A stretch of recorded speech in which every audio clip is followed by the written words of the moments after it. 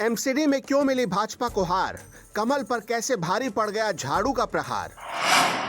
Delhi MCD चुनाव में आपने भाजपा को 34 मतों से हराकर दिल्ली पर कब्जा कर लिया। इसी के साथ आपने भाजपा के 15 सालों के राज को रोकते हुए उसे बढ़ने नहीं दिया। कई ऐसे भी इलाके हैं जहां वोट कम पड़ने से भाजपा हार गई, तो कई जगहों पर जनता ने अपने फैसले में बदलाव करते हुए झाड़ू पर भरोसा जताया। लेकिन यहां सवाल ये उठता है कि आखिर कैसे 15 साल से राजधानी पर राज करने वाली बीजेपी को हार का सामना करना पड़ा।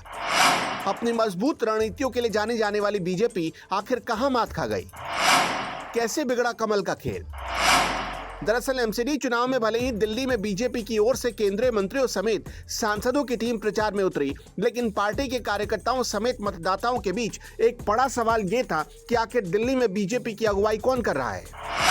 वहीं आदेश गुप्ता पार्टी के प्रदेश अध्यक्ष भले ही हैं, लेकिन उनकी लोकप्रियता उतनी अधिक नहीं है कि वो ब्रांड केजरीवाल का मुकाबला कर सके।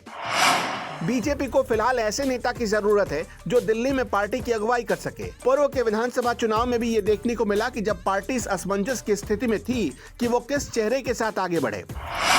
दिल्ली नगर निगम में बीजेपी सत्ता में थी, यहाँ से वो ये संदेश दे सकती थी कि वो भी दिल्ली में और बेहतर काम कर सकती है और केजरीवाल के सामने चुनौती होती, लेकिन ऐसा नहीं हुआ। निगम के काम पर बार बार उंगली उठी, लेकिन उसका कोई माकूल जवाब निगम की ओर से नहीं दिया जा सका। बीजेपी के पास कोई ऐसा मुद्दा नहीं था जिसे मजबूती से उठाया जा सके। वहीं आम आदमी पार्टी ने सफाई का मुद्दा मजबूती से उठाया। पार्टी के नेताओं ने वार्ड वार्ड जाकर बताया कि यदि निगम में उनको मौका मिलेगा तो इससे दिल्ली वालों को इस दिक्कत से निजात मिलेगी, कूड़ों का पहाड़ भी ढहेगा।